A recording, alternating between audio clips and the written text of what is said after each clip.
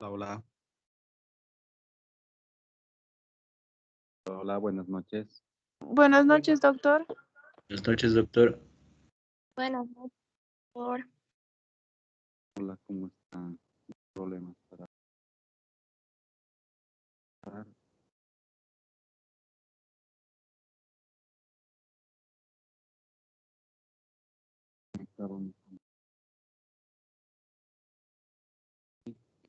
Bien, vamos a ver uno de los últimos temas, que es terapia de reemplazo renal. Eh,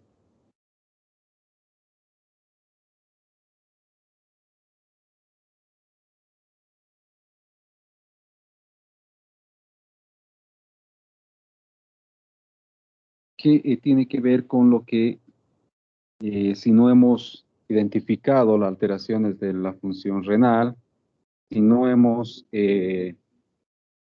hecho promoción, prevención, educación en salud, pues el paciente obviamente va a deteriorar, va a llegar a una enfermedad renal crónica y en ese momento uno como familiar se tiene que ponerse a preguntar, ahora, ¿qué va a hacer? Y como paciente también se preguntará, ahora, ¿qué me depara el destino? ¿Qué será lo que me acontece ahora? ¿Cómo podré sobrevivir, controlar mi problema? Si bien la enfermedad renal crónica no es indicación de hemodiálisis o de terapia de reemplazo renal, es cuando es bien controlada.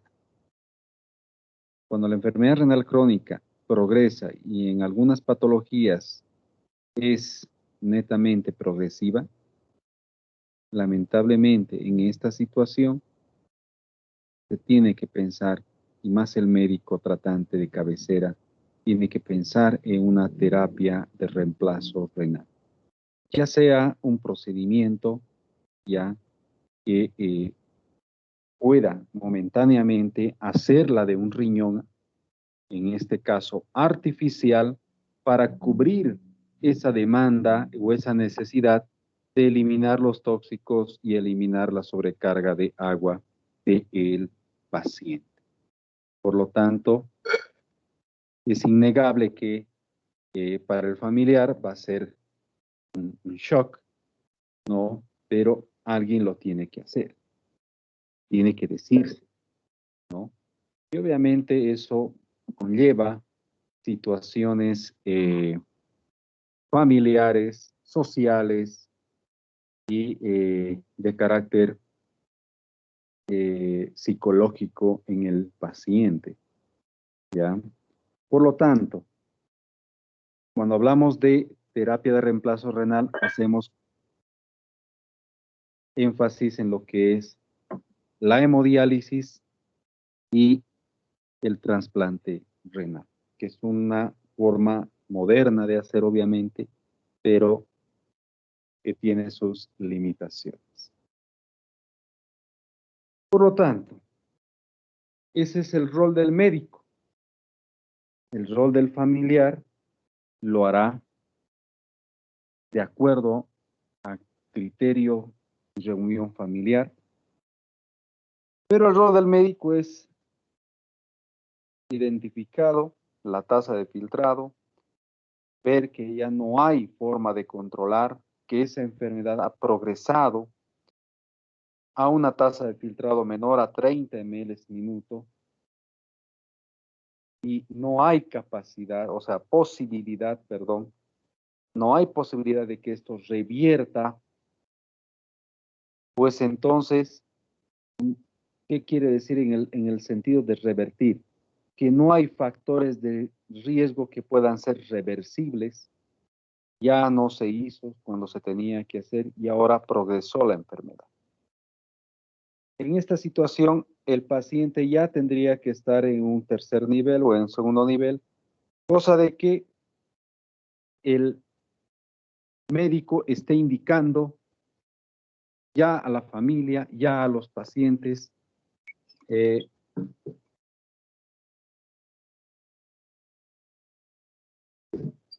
qué va a depararle el destino. Y eso evidentemente se lo hace en un estadio 4. Un estadio 4 que ya habíamos comentado que se lo llama predialítico. ¿Para qué sirve esta denominación predialítica? Sirve para investigar al paciente detalladamente los factores que han condicionado desde el punto de vista también social, disciplina del paciente y si va a ser factible que este paciente sea un candidato para terapia de reemplazo renal. El médico va a adecuar en base a esta investigación que va a hacer del paciente, ¿ya? Lo va a catalogar como alto o potencialmente apto para una terapia de reemplazo renal o no.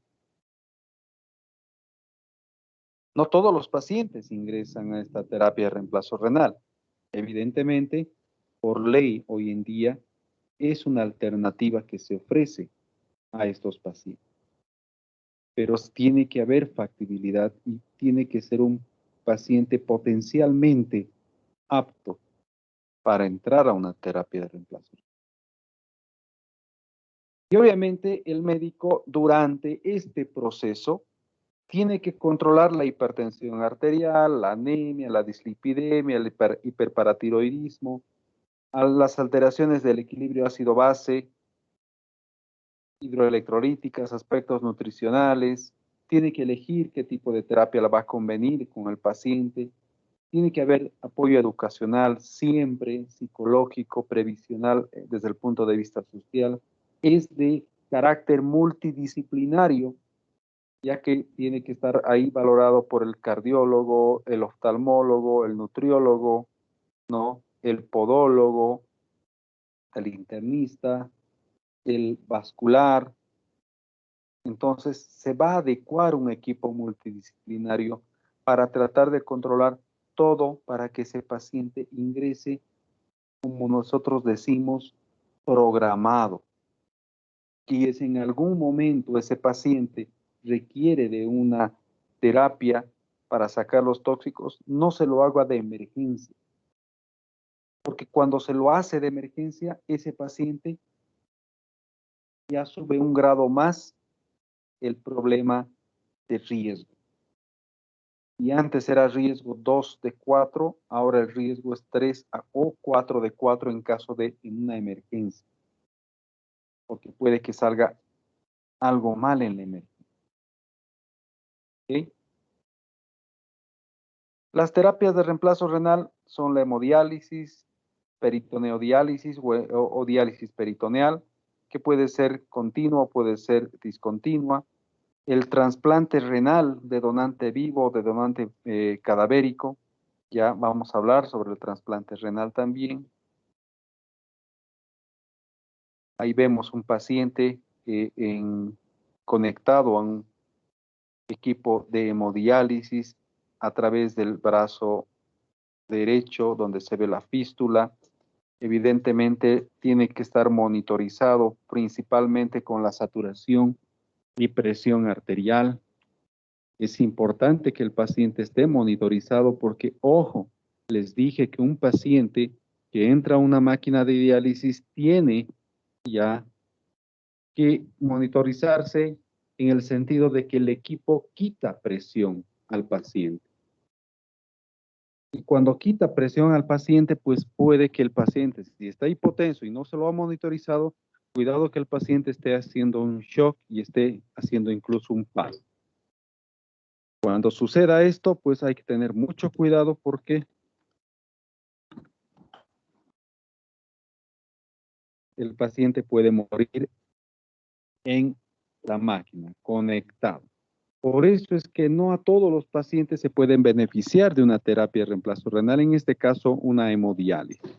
Tiene que ser controlado, vigilado y no pueden entrar pacientes choqueados. Es responsabilidad del médico tratante el que ingrese un paciente en esas características, y obviamente peor si hace una descompensación y un paro. Muy importante.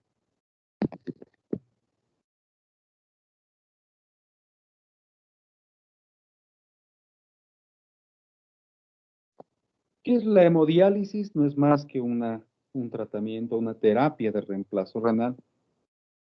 Una función, cumple una función de un riñón desde el punto de vista artificial, ¿no? Trata de transferir los solutos y agua por difusión y convección entre la sangre del paciente a través de un filtro que es una membrana semipermeable a una solución dializada conocida, es decir, hay un intercambio entre la sangre, en medio está la membrana semipermeable, con otro compartimento donde hay una sustancia, un líquido. Ese es el líquido dializador, que tiene componentes similares pero con menor concentración de acuerdo a la concentración de la sangre para que haya un intercambio, ya sea por difusión o convección. Evidentemente, la difusión y convección se lo realiza generalmente los solutos. Y la ultrafiltración es el agua, ¿no? El líquido. Tiene que ser estéril y tiene que ser conocido por el médico que recomienda y que inicia el tratamiento dialítico. No puede no conocer con qué líquido el paciente está entrando a diálisis, el que ha indicado la diálisis. Tiene que saber, porque también ese líquido puede ser tomado como todo hoy en día, como una muestra, como algo que realmente, ojo, pueda servir de, eh, de calidad de diálisis. Puede servirnos para saber, conocer la calidad de diálisis. ¿Esto es verídico? Sí. Hay formas de medir la calidad con que ese paciente está haciendo diálisis, ¿no? Ustedes no van a pagar $100 para hacer una mala diálisis, ¿no ve? Van a pagar $100 porque creen ustedes que merecen una diálisis con calidad. Por lo tanto, es importante tener en cuenta esto. Puede servir eso porque está entrando una cosa y tendría que salir otra. Tendríamos que medir eso, lo que está saliendo, y obviamente el paciente entra con unas cifras y tendría que salir con otras cifras. Eso también existe una relación entre el líquido que ingresa y el líquido que sale, ¿no? Paciente que ingresa con una concentración y tiene que salir con otra concentración. Ahí sí se ve la relación que existe en una buena calidad, y obviamente ahí tenemos también el KTB, ¿no? Que vamos a ver posteriormente. Se requieren por lo menos 4 sesiones día por medio en un centro de diálisis especializado, un procedimiento que tiene que estar en manos de una persona especializada o capacitada. En Europa, incluso los familiares se los capacita y ellos pueden fácilmente dializar a su familiar. Cuesta entre 20 y 25 mil dólares algunos equipos, ¿no? Euros, no son dólares, euros. Equipos hemodialíticos que hay en domicilio. Imagínense, aquí la verdad yo no conocía que costaba tan barato, pero según las noticias y la OMS, las revistas españolas, pues ahí está. Dializadores de 20, 25 mil dólares que pueden tener en domicilio, ¿no? Y obviamente lo que les falta solamente es el personal capacitado, que eso lo pueden conseguir con una licenciada que trabaja en la misma institución o en una institución de diálisis, y obviamente recomendada y seguimiento por un especialista. ahí se produce una fístula arteriovenosa, que es la unión ya entre una arteria y una vena. Ahí fíjense, la arteria radial y la cefálica se pueden unir no solamente a nivel del antebrazo, sino también cerca a la muñeca, y puede utilizarse esta fístula tipo iminopresia, como también hoy en día prótesis. Buscar prótesis vasculares ya como la TEF, que obviamente se la puede realizar a nivel de la arteria braquial, ya. Lo malo es bueno, si es que tú no tienes venas, buenas venas, ya te puede servir esta, es un poquito más resistente, pero aquí el costo es el que cuenta, ¿no ve? Es una prótesis, es cara. Evidentemente la prótesis, pues, reemplaza lo que es tu vena, ¿no? Y puede fácilmente. Hay personas que increíblemente no encuentran, no tienen buenas venas para hacer una fístula. Por lo tanto, les van picando el brazo, el otro brazo y no encuentran. No hay, no madura, porque esta fístula, jóvenes, tiene que empezar a madurar, tiene que empezar a crear resistencia, volverlo fuerte a la vena que es colapsable, la vena que fácilmente puede no ser tan distensible y soportar o sea, una presión importante de flujo sanguíneo. Y ustedes saben que el equipo de diálisis trabaja a esa presión, a una presión alta, ya para, obviamente, negativa con relación a la sangre, que es positiva, a nuestra presión de nosotros, que es positiva. Entonces, va a necesitar que exista resistencia, buena resistencia del vaso. Y es por eso que esta fístula, esa vena tiene que volverse fuerte, ¿ya? Y se van a dar cuenta que va a ir creciendo. Esta fístula va a ir creciendo, creciendo, y va a empezar a ver trill.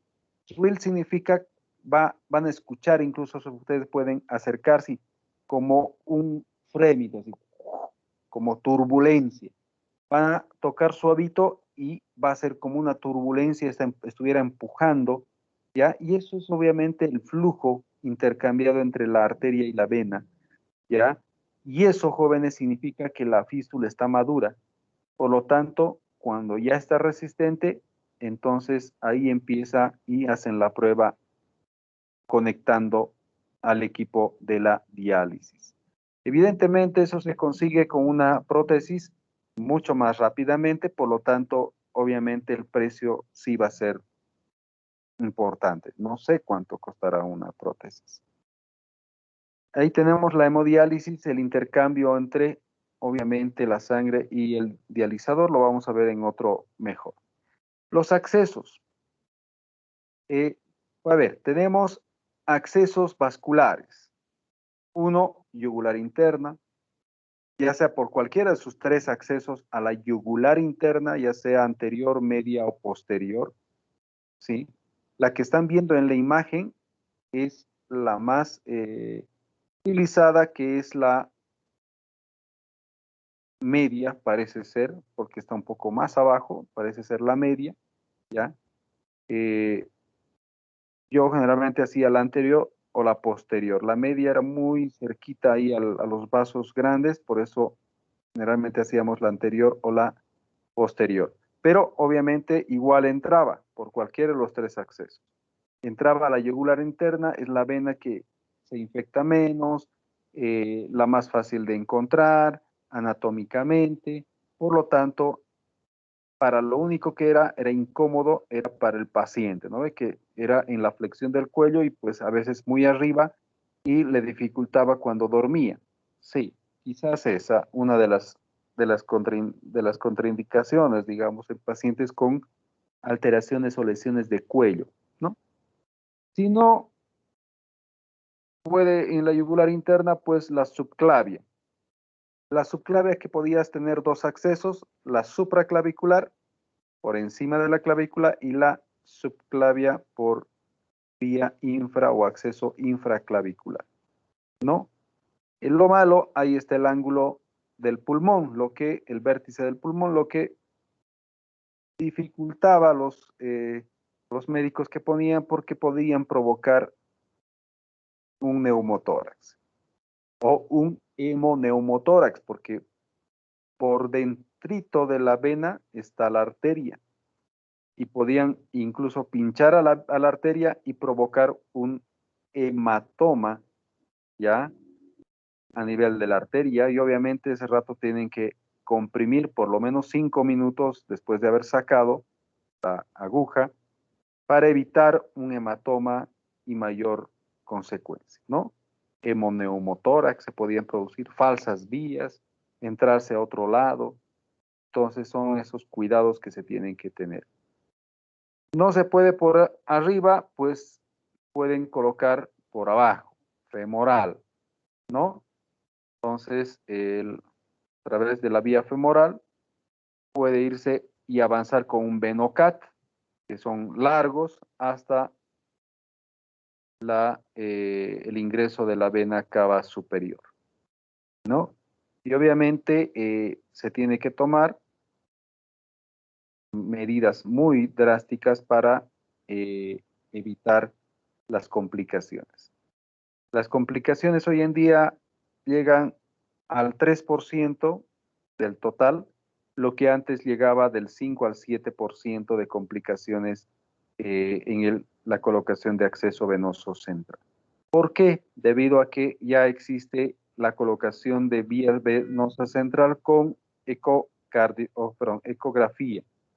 Y en la ecografía basta ponerle un Doppler y obviamente la vena se colapsa con el transductor, es mucho más colapsable, mientras la arteria no.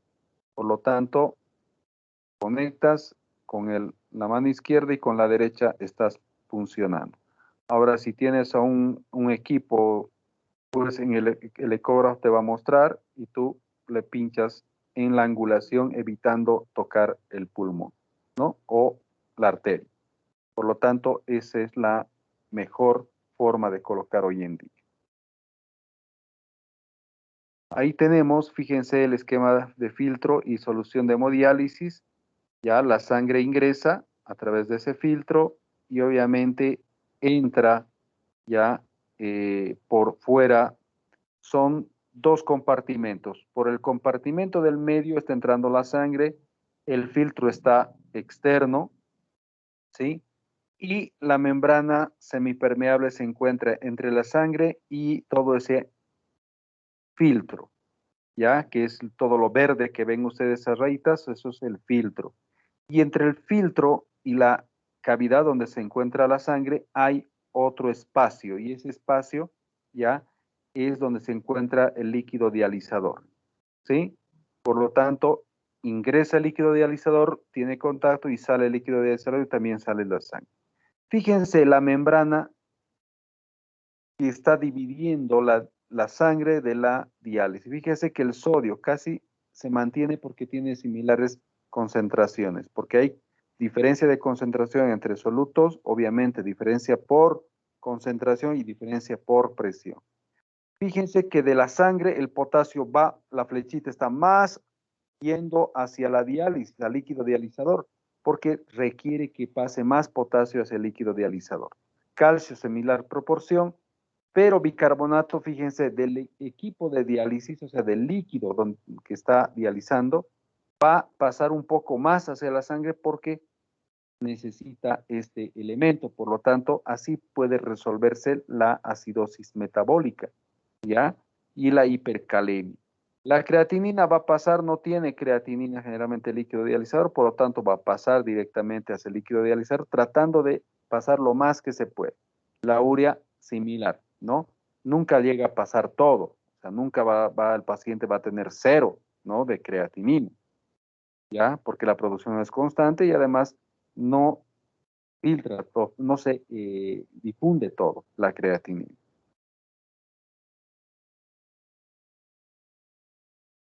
Ahí está lo que el esquema de filtro. Fíjense la flechita por donde está ingresando. La sangre es todo lo que ven en verde, agua, y todo lo que ven en un rosado, que yo lo tengo acá, rosado medio guindo, pues es donde circula el líquido dializador. Y fíjense cómo las flechitas del potasio, de la urea, del fosfato, de la creatinina van y obviamente por difusión y convección pasan a lo que es este líquido dializador para salir, ¿no? El líquido dializador por una cámara y hacia la sangre del individuo que está dializando por la otra cámara.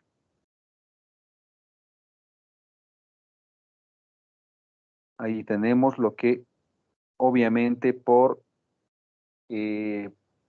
unidades ml de líquido pasa, la urea, la creatinina, el fosfato, la vitamina B12 pues muy poco, no es tan filtrable, pero lo que aquí quiero mostrarles es a cuántos ml minuto programan, entre 200 a 250 ml es lo que programan para que pase la hemodiálisis para tratar de filtrar todo esto, ¿ya? Cuanto menos a menor ml minuto lo filtren, el, el, el soluto va a pasar menos. Por lo tanto, se requieren entre 200 a 250 que ya hemos hablado para que se filtre adecuadamente. Ahí tenemos, fíjense, la presión en milímetros de mercurio en un dializador y obviamente en la presión transmembrana, que con el compartimento sanguíneo, que es con presión positiva y el otro con presión negativa.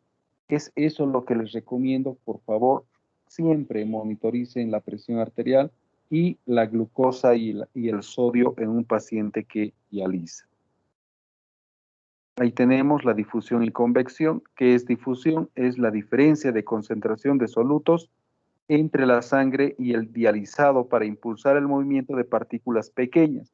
La convección similar, pero un poquito estas moléculas ya más de tamaño medio, ¿no? Eso es lo que es la convección. Entonces, solutos, difusión, convección. Y el líquido, el agua, a través de la ultrafiltración. Doctor, vamos a sacar tóxicos. Muy bien, necesitamos sacar tóxicos y agua. Sí, entonces hay que hacerlo por procedimientos de difusión y convección y el agua por la ultrafiltración. Ah, este paciente ha venido con mucho líquido. Ah, hay que ultrafiltrarle un poco más. Ah, es decir, te está diciendo, hay que sacarle un poco más de líquido. Eso está diciendo. ¿Ya? Ojo.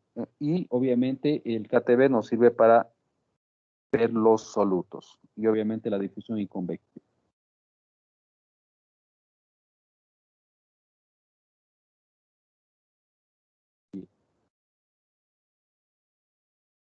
Ahí tenemos lo propio, lo mismo, por difusión y convección. Los de flechita gruesa son por difusión y por convección los otros más delgados. Hemofiltración, lo mismo vamos a repetir, vamos a hacer un resumen. Fíjense cómo se está yendo hacia arriba la convección, pero obviamente el filtro, ojo doctores, no es que el filtro va a estar quieto, ¿ya? Tiene un cierto movimiento, ¿ya? Pero no está circulando, no es que gire, no, el flujo lo hace ya la sangre, el movimiento de la sangre. Y ustedes van a ver, parecería que se mueve, ¿ya? Pero no es, ¿sí? No es que el filtro mueve ni no circule, nada. Es la sangre que está circulando. Pensaríamos que el filtro está dando vueltas, pero no es así, ¿ok? Acá tenemos otro compartimento que podría por este compartimento reemplazarse, ya sea líquidos o ya sea sangre o ya sea lo que necesite el paciente, ¿no? Cuando nosotros pensamos en que el paciente pues está sobrecargado y necesita, póngale que se les ha pasado de ultrafiltrado, de sacarle líquido, y ha empezado con hipotensión, ¿cómo yo le mejoro? Si está sobrecargado, van a decir. Entonces, lo mejor es pasarle por esta por esta cámara, ¿ya? Y obviamente que en el momento que le están pasando eso va a ir hacia el individuo. Eso va a mejorar su presión si es que es respondedor de volumen. Y evidentemente, si existiera, ustedes ya modifican los ml minuto, en vez de hacerle 250, le bajan a 230, 220, y automáticamente va a empezar a sacar con menos fuerza y obviamente un poco más lento. Eso va a hacer de que el paciente pues mejore, ¿ya? Y obviamente no sea muy rápida la diálisis o el hemofiltrado, no sea mucha agua o mucho líquido que le estén sacando. ¿Ok? Eso es modificando solamente la velocidad. Y obviamente cuando hay hipotensión, pues también se tiene que controlar. Esto es la remoción de solutos según el peso molecular. Fíjense que la hemofiltración es algo con relación a la remoción de solutos un poco más dependiente del peso molecular. En la hemodiálisis tiene una relación bastante estrecha porque aquí es más solutos.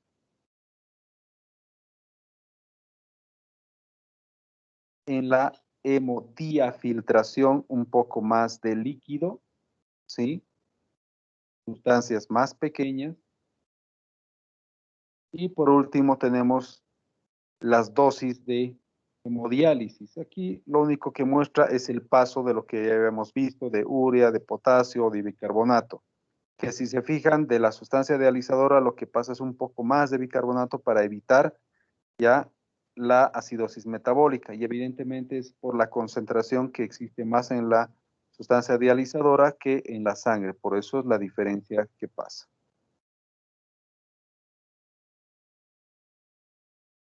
Ahí tenemos el equipo dializador que, fíjense su presión a menos 150 y la presión de la sangre ahí 90 milímetros de mercurio. Por eso la ultrafiltración, fíjense, el agua está pasando de una presión positiva a una presión negativa. ¿Ya? Ahí, jóvenes, el paciente puede descompensarse hipotensándose. Si se hipotensa por la otra cámara que ya les indiqué, se tiene que obviamente pasar una carga. No cargas grandes, 200 ml, pásele, veremos cómo responde. Unos 300 ml, cómo responde. Y ahí ustedes van a ver si el paciente responde o no. Le hace empieza a desvariar, está muy rápida, le paran la diálisis, la sesión, porque si empieza a desvariar, a confundirse, todo eso, cuidado sea un síndrome postdialítico o una encefalopatía postdialítica, porque le han bajado muy rápido los tóxicos. ¿Ya? Se ha hipotensado, le han ultrafiltrado mucho. ¿No ve? ¿Sí? Ojo.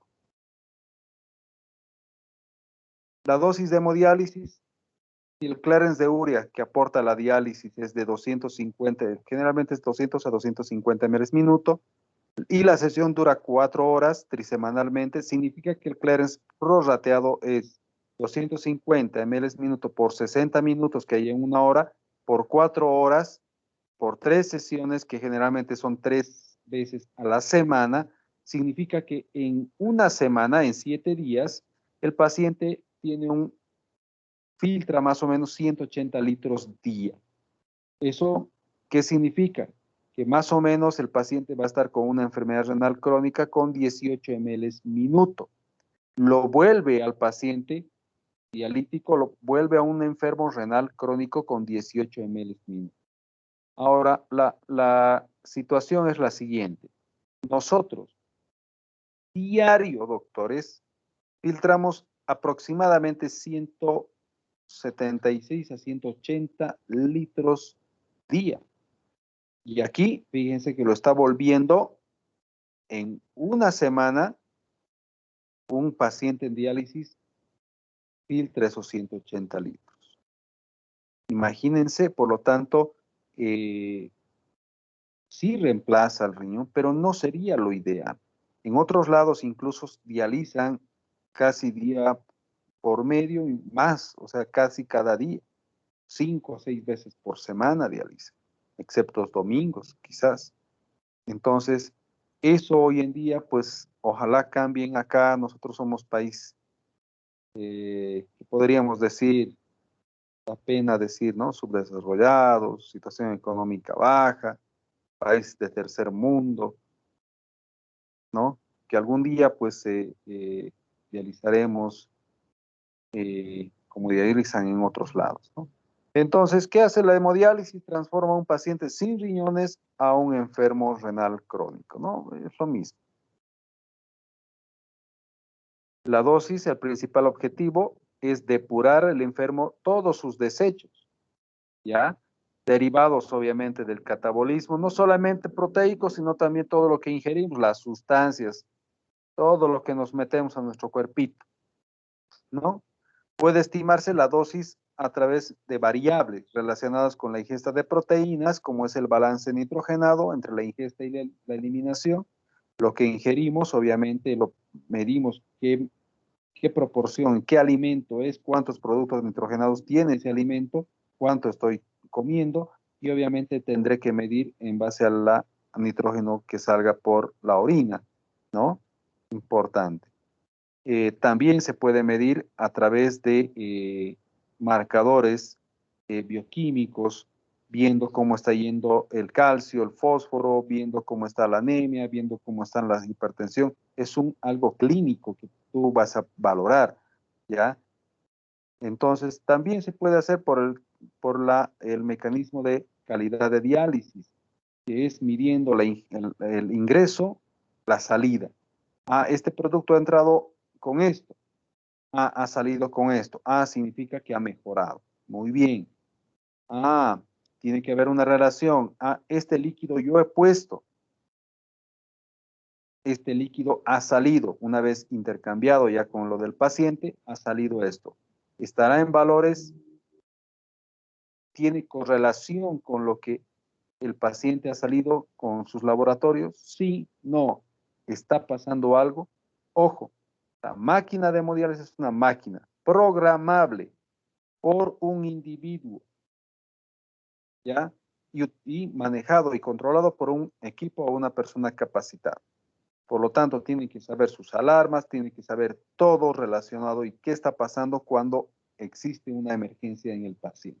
No puede no saber, porque si no, eso se tapa con tierra, ¿no ve? Entonces, importante que ustedes tengan cuidado con esa situación.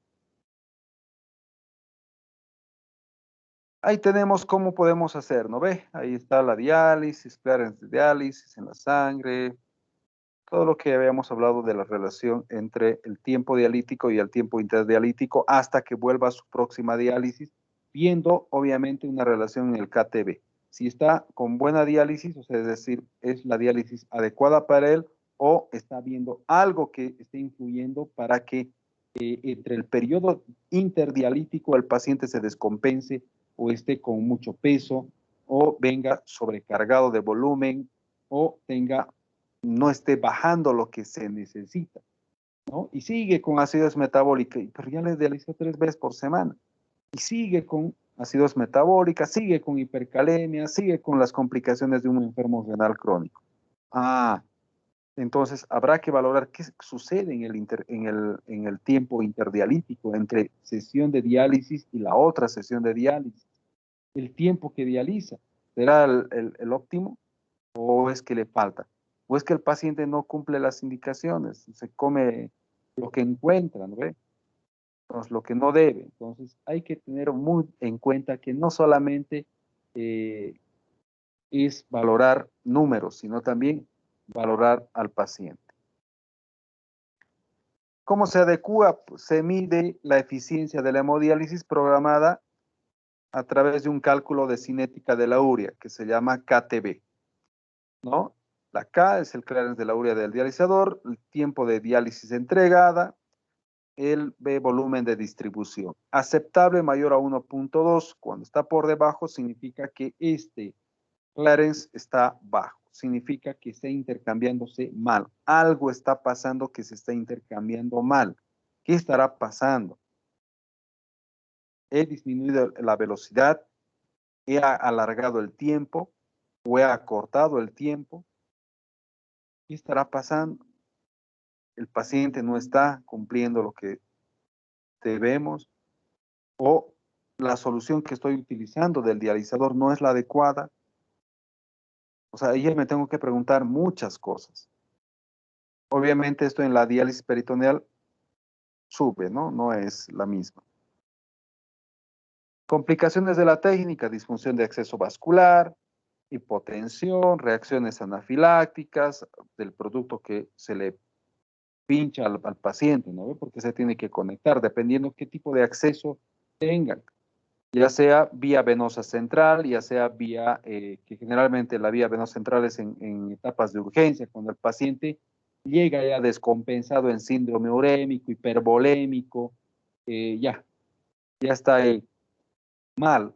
Entonces, lo único que queda ahí en ese caso es serologías, se hace serología para hepatitis B, C, VIH, citomegalovirus, todas las enfermedades infecciosas virales que puedan ser hemocontagiosas. Por lo tanto, eso se realiza y se introduce al paciente a una hemodiálisis de urgencia a través de un catéter venoso central, que no es lo ideal, pero lamentablemente por la situación que no ha ido en la etapa predialítica, pues no se lo puede programar y entrar como un paciente por la puerta, tiene que entrar por la ventana el paciente en un sentido así un poquito más tosco, pues lamentablemente son situaciones que al médico lo ponen en apuro y obviamente lleva eso más todavía el riesgo del paciente. Otros como embolia pulmonar, ruptura del dializador, que pues a veces sucede porque ya son pues desechables, ¿no? No utilizan ya esos reciclables que antes utilizaban, principalmente algunos filtros, ¿no? Un filtro tenía que reutilizarse no sé cuántas veces. Hoy en día creo que para el mismo paciente pues podría reutilizarse, ¿no? Pero para otro no, imposible. Reacciones asociadas a la diálisis, reacciones anafilactoides, reutilización. Ojo, que ya no se hace, a no ser los tubos, que obviamente se tendrían que esterilizar. Reacciones a pirógenos. Generalmente hay pacientes que pueden estar cursando con algún cuadro mínimo infeccioso y en la diálisis empiezan a tener fiebre. Por lo tanto, hay que investigarse, hay que sacarse un hemograma de lo que el paciente tiene y hay datos de infección, hay que iniciar antibióticos dependiendo posterior a la diálisis sería lo ideal para que no se dialice. Si es que el antibiótico se dializa, pues lo mejor es posterior a la diálisis, obviamente, ¿no ve? No le van a poner el antibiótico y si el antibiótico se dializa, ¿a qué le va a servir el antibiótico? Lo han botado nomás, ¿no?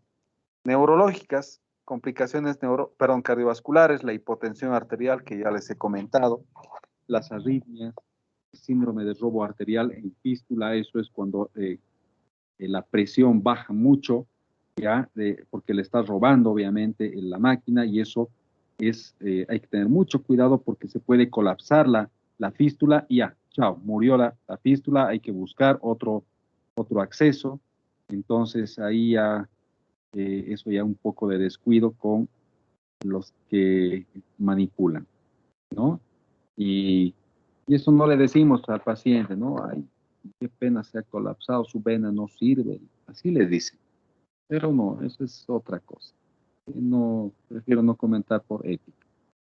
Neurológicamente, calambres, síndrome de piernas inquietas, convulsiones, cefalea, síndrome del desequilibrio. ¿Cuál es el síndrome del desequilibrio? A eso se lo llama encefalopatía postdialítica. Sucede como en una hipernatremia. Si yo quiero bajarle rápido su osmolaridad, ¿qué pasa en un paciente con que tiene hiperosmolaridad, ¿ya? El cerebro, en la sangre hay hiperosmolaridad, pero en el cerebro que es intracelular está isosmolar, está normal, pero con relación al plasma está bajo. Por lo tanto, si yo corrijo rápido, bajo rápido esa osmolaridad, el agua va a pasar de un compartimento de menor concentración de solutos a una de mayor concentración de solutos. Por lo tanto, yo estoy bajando la osmolaridad en el extracelular, el cerebro que es intracelular se va a quedar con harto con relación a lo que estoy bajando. Por lo tanto, el agua va a pasar y va a generar un efecto osmótico en forma súbita, porque el fenómeno de volumen, de protección de volumen encefálico, rápidamente, cuando pasan las cosas rápidamente, pues logra vencerse este fenómeno de protección.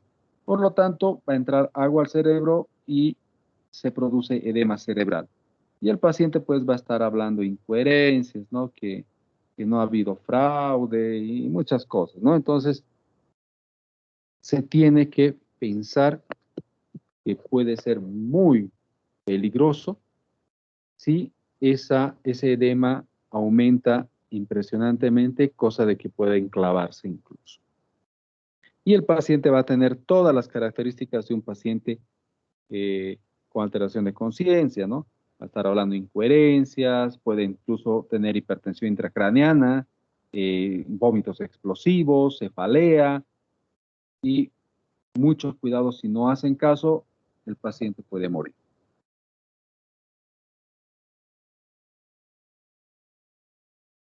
Complicaciones hematológicas, neutropenia, hemólisis, hemorragias que puede coexistir con alguna patología, dependiendo del tipo de paciente que tengamos, pulmonares como hipoxemia, congestión pulmonar cuando obviamente está sobrecargado, mal funcionamiento técnico, embolia aérea, hemorragia, alteración de la temperatura, eso ya es técnico, por eso es de los que están manipulando. Composición incorrecta del dializado, eso ya se lo dejamos al médico, ¿no ve? Al jefe, al mero mero. Hipernatremia, acidosis metabólica, alcalosis metabólica, acidosis respiratoria que pueda producir lo que se está introduciendo, la sustancia dializadora. Otras como síndrome postdialítico, que ya les he comentado, y el prurito que pues generalmente es humectar nomás al paciente, ¿no? El prurito es ocasionado por la uremia. La uremia es la que produce, ¿no? La uremia produce también el color de la piel, el cambio del color de la piel. Se van a fijar los enfermos renales crónicos, los que dializan, van empezando a volverse negritos, ¿no ve? Eso es porque obviamente se estimula lo que es la propio melanocítico estimulante, ¿no? Y obviamente genera aumento del color a nivel de las células escamosas de la piel.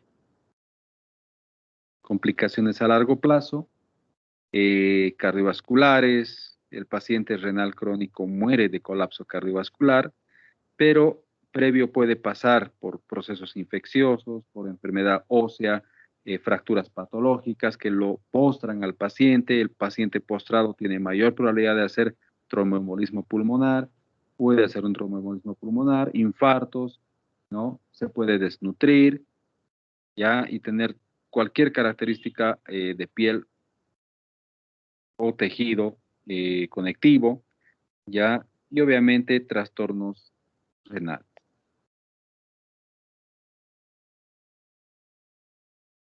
La diálisis peritoneal no es más que el intercambio de una solución dialítica con la cavidad abdominal o en la cavidad abdominal a través de una membrana semipermeable, en este caso el peritoneo, ¿no? Y ingresa esa sustancia dializadora, se deja entre 4, 6, 8 horas, dependiendo el tipo de programación que tenga, y posteriormente, a través, obviamente, por el ombligo, se coloca un catéter llamado catéter de Tenco, ya, hacia la cavidad peritoneal y se deja actuar el líquido y obviamente a través de los vasos sanguíneos del peritoneo pasa funciona como una membrana semipermeable, el intercambio.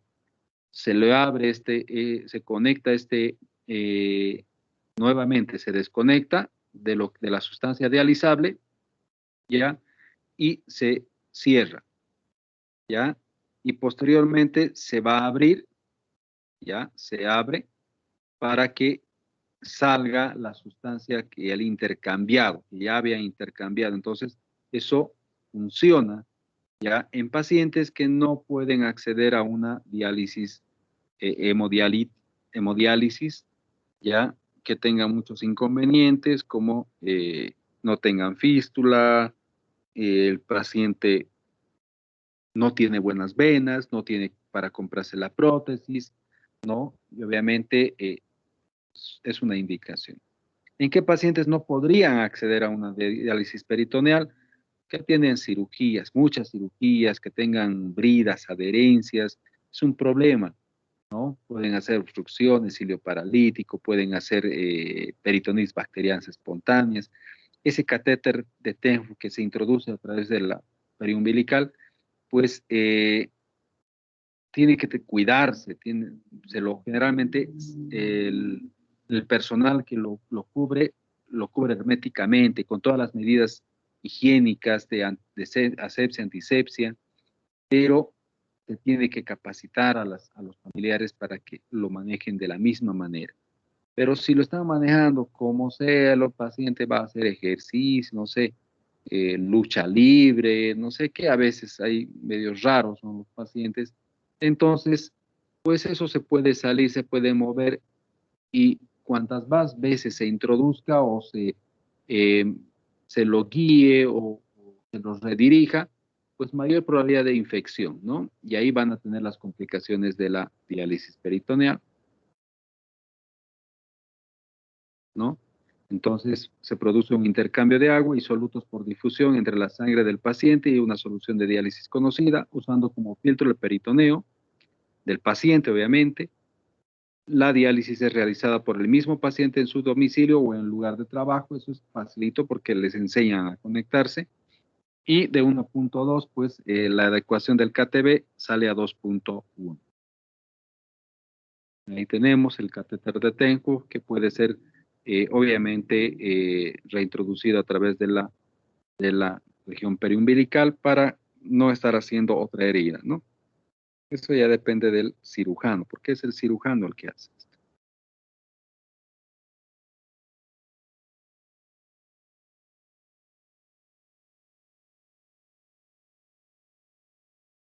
Ahí tenemos lo mismo.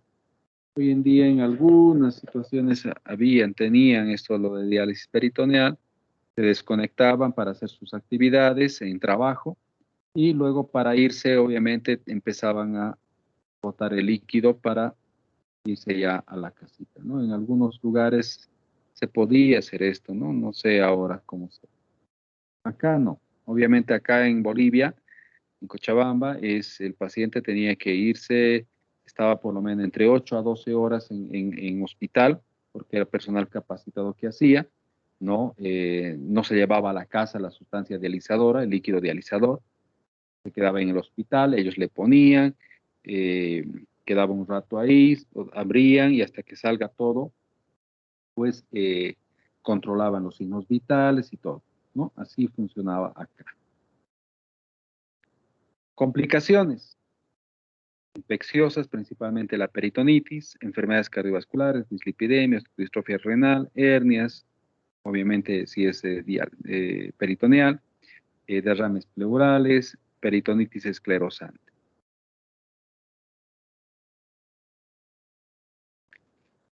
Ahora vamos a pasar a una de las terapias de reemplazo más completa, ¿ya? En la insuficiencia renal avanzada, que es el trasplante renal. Suple a todas las funciones del riñón nativo, ¿sí? Evidentemente porque es un riñón, ¿ya? Mejora la calidad de vida, potencia su rehabilitación, no solamente física, sino también psicológica del paciente, por lo que alarga la expectativa de vida del individuo. Se selecciona a pacientes descartando contraindicaciones absolutas como infección incurable, como los cánceres, tumores malignos, insuficiencia avanzada de otros órganos, que con el riñón ya serían 2 o más. Contraindicaciones relativas, infección activa, tratar de controlar primero eso, úlcera sangrante, ¿sí? O cualquier procedimiento que esté descompensado en el momento, o alguna inmunopatía, enfermedad inmunológica activa. Por lo tanto, si hay alguna comorbilidad que está descompensada en el momento, pues es una contraindicación relativa y lo primero que se tiene que hacer es controlar. Se evalúa a los pacientes y al receptor, obviamente, y al donante. Al receptor haciendo un protocolo pretransplante que puede durar hasta un mes, dependiendo del sitio donde se lo haga. Lo que más tardaría sería la relación de inmunohistocompatibilidad, el HI, ¿no? Entre obviamente receptor y donante. El donante puede ser vivo o cadavérico. Hoy en día en países que tienen una situación económica alta, pues utilizan a estos donantes cadavéricos, pero también vivos. ¿Qué significa? Te hacen firmar un documento, un formulario que vas a ingresar a ese país, pero tienes que ser donante vivo o donante, ¿ya? Donante de órgano. Políticas convenientes, tú accedes, porque si no, no entras, ya sea por estudio o por cualquier otra situación, ¿ya? Y firmas. Y has hecho un trámite, ya no puedes, en vano hecho, bien. Y lamentablemente, pues sale, ¿no? Llega el individuo, ha llegado sin órganos, que no sé qué, y esto, ¿no ves? Y obviamente la embajada vas, reclamas, y ¿qué pasa? Aquí está, mire señora, ha ingresado, ha firmado este formulario, esto es legal. Por lo tanto, así pasa. Ahora hay evidentemente otras situaciones, como el tráfico de órganos. ¿Qué hay? Eso es innegable. Vienen acá a países del tercer mundo, pues sí, y se llevan. Y si no sirve, pues los botan. Igual, sí. Hay películas escalofriantes de donación de órganos en Europa. Es terrible, es increíble cómo el ser humano puede llegar a todo eso, ¿no? Pero existe. Eso es verídico. Esto está estudiado, solamente que es una mafia, y una mafia pues viene involucrada a las autoridades. Obviamente a ellos no les afecta. Protocolos de inmunosupresión, ahí tenemos de inducción, de mantención y antirrechazo, ¿no? Que esto lo ve el médico tratante. Ustedes no lo van a ver porque esto es netamente manejado en el protocolo por el nefrólogo intervencionista junto al equipo. Ahí entra no solamente el nefrólogo intervencionista, entra el urólogo, entra el cardiovascular o vascular, ¿ya? Y obviamente el anestesiólogo intervencionista de cardiología y la terapia clínica, ¿no? Entonces, generalmente esto es netamente nefrológico para trasplante. Causas de pérdida del injerto, rechazo hiperagudo, que es súbito. El paciente empieza a descompensarse, empieza a hacer un tipo rash anafilactoide. Es un tipo, más o menos así empieza a ser, empiezan a tener fiebre, empieza a tener reacción de hiperinflamación. En ese caso, si el paciente va a empezar a dañar el riñón, va a empezar a dañar otra situación, inmediatamente se tiene que hacer la extirpación de ese riñón, porque si no, el paciente se va a morir, ¿no? Rechazo agudo, que pues ya vamos a ver que es en 3 semanas. Pérdida crónica del injerto, enfermedad renal recurrente, hipertensión arterial cuando ya hay complicaciones netamente del injerto. Fíjense, un rechazo hiperagudo es una respuesta mediada por complemento por parte del receptor con anticuerpos preexistentes antidonante, inmediatamente después de la revascularización renal y requiere explante inmediato del órgano si es que se produce. Explante significa que lo hay que sacarlo, ¿ya? Poco frecuente con estudio de compatibilidad cruzada pretrasplante, ¿ya? Y esto es cuando obviamente no es de urgencia, ¿ve? Cuando no es de urgencia, siempre las cosas... El rechazo agudo, tan pronto como 1 semana hasta 3 meses. Puede ser subclínico asociado con aumento insidioso de la creatinina. Importante efecto negativo en la supervivencia del injerto a largo plazo significa que ese paciente pues va a hacer un rechazo crónico o va a terminar en enfermedad renal crónica del injerto, ¿no?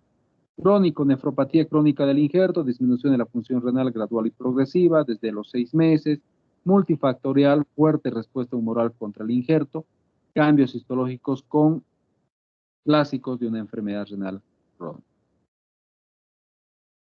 Criterios para decir rechazo de trasplante renal, tenemos 4. De los 4, el primero es histopatológico. Evidencia morfológica de daño crónico en el injerto, eso es histopatológico. Duplicación de membrana basal glomerular, laminación de capilares peritubulares, fibrosis en la íntima arterial, fibrosis intersticial o atrofia tubular. Eso es histopatológico. Los otros ya son inmunohistoquímicos, evidencia inmunopatológica de actividad de anticuerpos CD4 en capilares peritubulares, evidencia serológica de anticuerpos circulantes anti-HLA u otros, evidencia de disfunción crónica del injerto. O sea, esas cosas son. ¿Cuántas tienen que haber? De los, obviamente, 3 de los 4 para decir rechazo.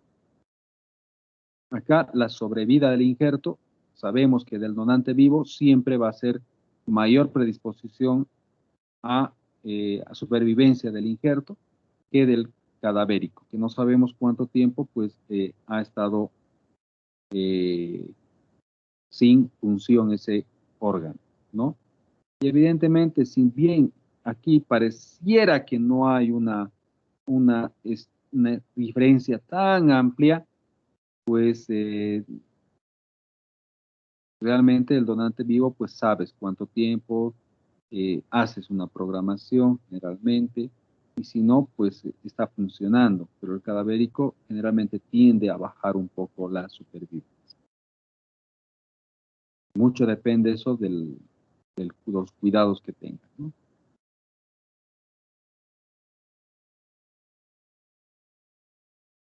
Muy bien, doctores.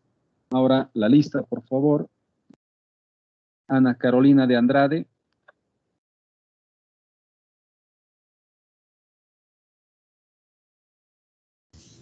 Doctor presente, buenas noches. Perdón por tardar. Hola.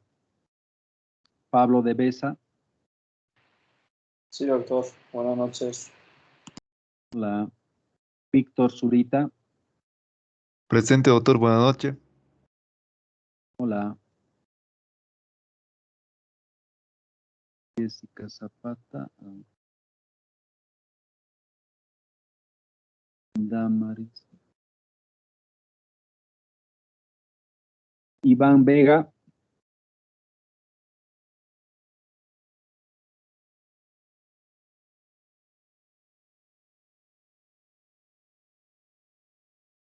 José Manuel Vargas. Presente, doctor. Buenas noches. Hola. Disculpe, doctor. ¿Vega me escuchó?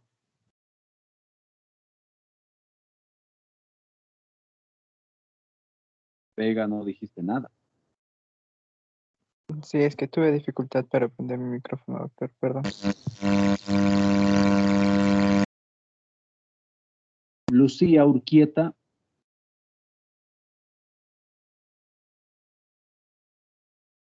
Lucía Urquieta.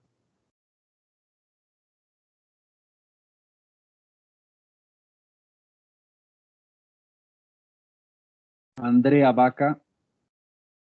Presente, doctor. Buenas noches. Hola. Alexander Tinco. Presente, doctor. Buenas noches. Hola.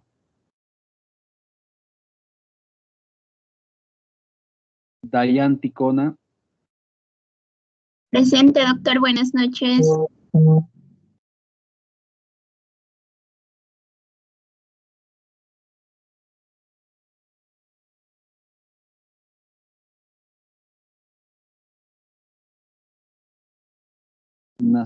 Nahasan Tagle. Presente, doctor. Buenas noches. Hola. Jennifer Soto.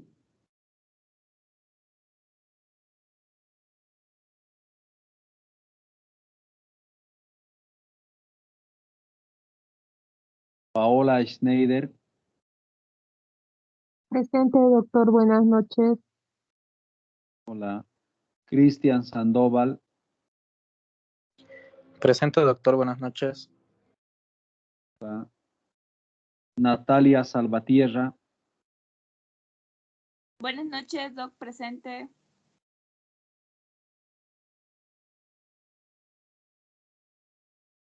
Dani Salazar. Presente, doctor. Buenas noches. Hola, Dani. Enzo Rojas.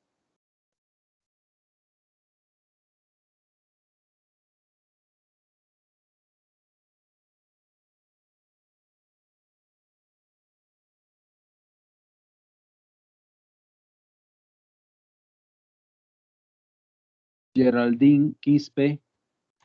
Presente, doctor. Buenas noches. Hola. Benjamín Prado. Presente, doctor. Buenas noches. Hola. Milton Pérez. Presente, doctor. Buenas noches. Hola. Nicole Pereira. Presente, doctor, buenas noches. Hola. Vanessa Ocampo. Presente, doctor. Buenas noches. Hola. Mariel Nava. Presente, doctor. Buenas noches. Hola. Guadalupe Montes. Presente, doctor. Buenas noches. María René Mendoza. Presente, doctor, buenas noches. Hola. Danly Mejía.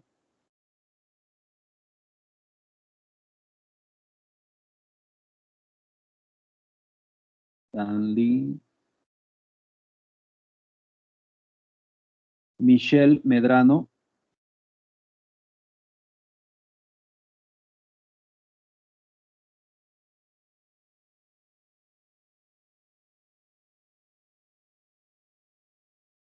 Nilda Medrano. Presente, doctor. Buenas noches. Karen Lozano.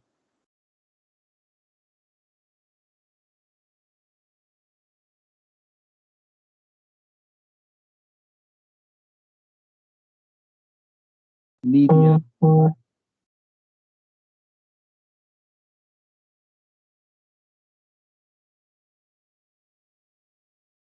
Unilda Guzmán. Buenas noches, doctor, presente. Hola, Sunilda. María René Gutiérrez. Hola, doc. Buenas noches. Hola. Andrés Godoy.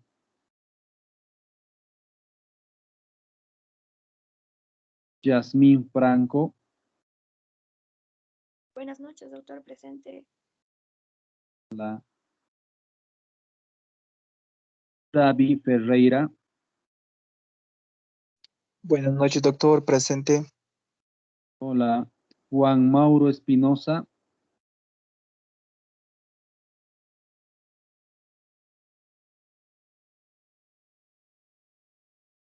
De Sousa Yago.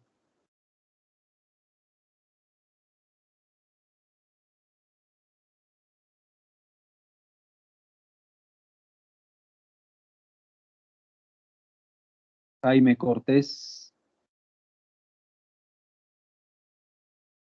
Maricruz Córdoba. Presente, doctor. Buenas noches. Hola. Piare Chirino. Presente, doctor. Buenas noches. Hola. Ariel Céspedes. Presente, doctor. Buenas noches. Buenas noches, Ariel.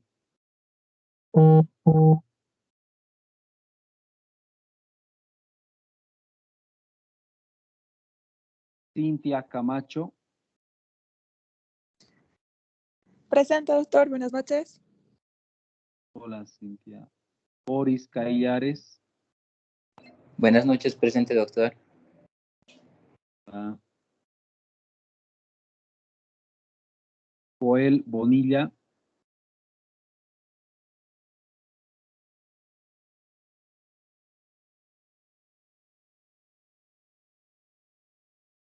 Leonardo Barrandeguy.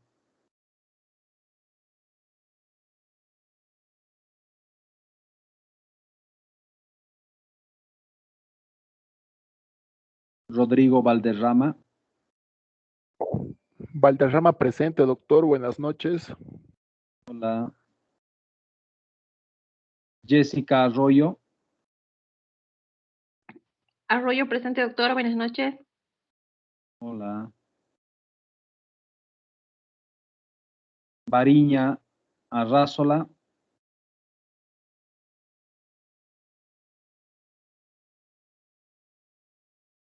Adriana Arias. Presente, doctor. Buenas noches.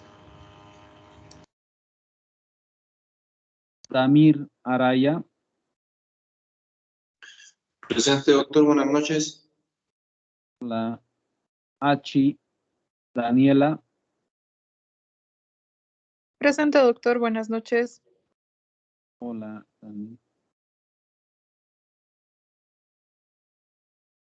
Muy bien, doctores. La clase ha terminado. Tenemos, si no me equivoco, tenemos una clase más.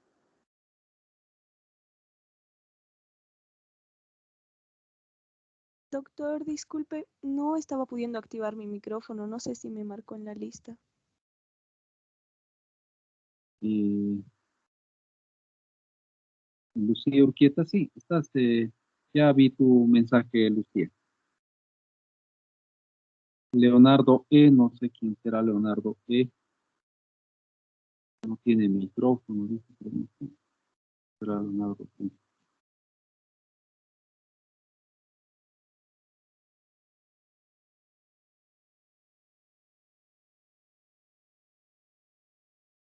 Debe ser Leonardo Elías.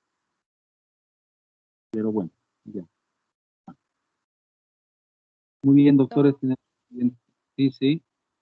Sí, creo que sí es Barrandeguy.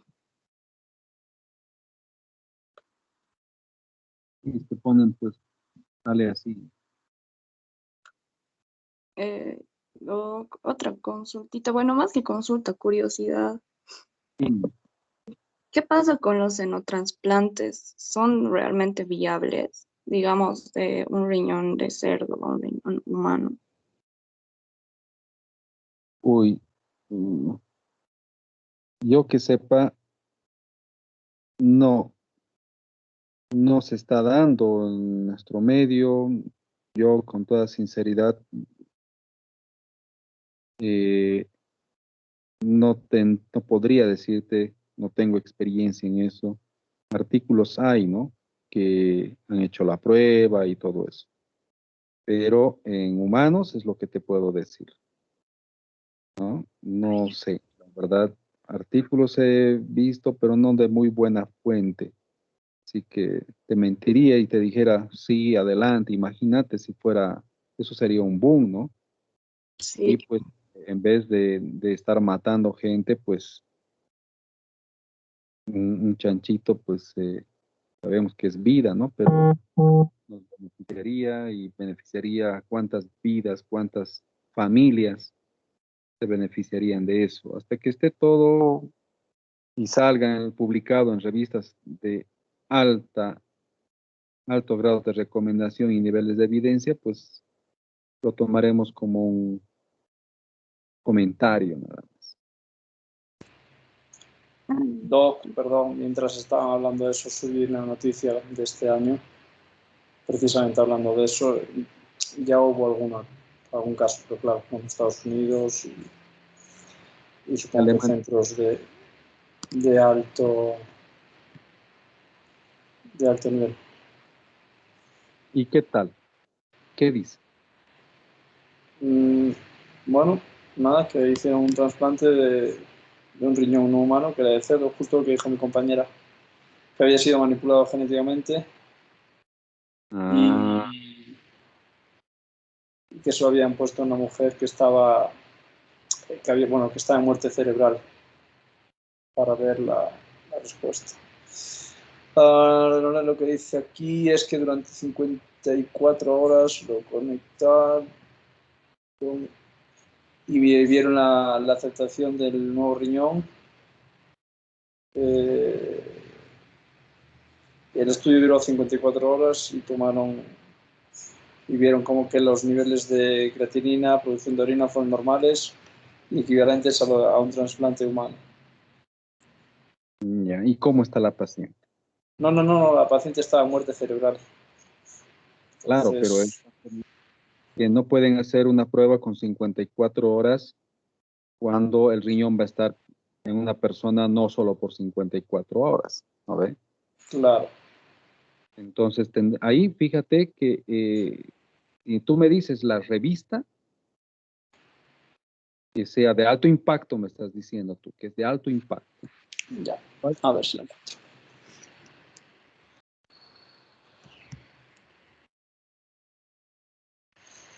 Uy, a ver si la puedo encontrar. Nosotros vemos medicina basada en evidencia, se dan cuenta que para hacer esto, ¿ya? Para hacer un trasplante renal, tú me estás recomendando un caso. ¿Te das cuenta? A la doctora igual. Un caso. ¿Y crees que un caso es para recomendar a mucho? ¿Sería adecuado? ¿Qué dicen, doctores? No, claro, un caso no es medicina basada en la evidencia. Tiene que haber algo más, pero... Y aparte, en este caso era una mujer que hicieron una prueba durante unas horas, no es una persona que le hayan hecho estudio y seguimiento pues, durante meses o un año. Exacto, y evidentemente es un paso. Está muy bien. Como comentario, sí, es un paso que han dado. Y es, mira, genéticamente es modificado, dice el riñón incluso, ¿ve? O sea, de un cerdo. Eso es lo que dice, ¿no? Lo que has leído. Sí, está ahí el artículo, lo he subido manda el mensaje ahora al chat. Muy bien. Entonces, si te das cuenta, ¿cuánto necesitas tú para modificar eso genéticamente? Ahora, es un paso. Siga, doctora, siga. Solo eso de que solamente quería aportar el hecho de que era modificado genéticamente, ¿no? Y que se va a tardar muchísimo para poder lograr el estado de trasplante o de senotrasplantes. Entonces, ahorita, como les he dicho, yo lo tomaría como comentario. Es un gran logro, puede ser, sí, pero esto tiene que madurar mucho más, obviamente, para beneficiar a gran cantidad de gente. Imagínense, o sea, no puedo yo recomendar con un estudio y peor si no es factible en otros niveles, ¿no? De sociedad. Ahí son los que tienen plata, pues se van a poder quizás beneficiar de los primeros riñones modificados genéticamente. Ahora con todo lo del DNA, la modificación genética, se va a poder hacer muchas cosas, pero si se dan cuenta, la gente con muchos recursos, pues van a acceder a eso, ¿no? Muy Sí. bien. Pablo, bien, doctora.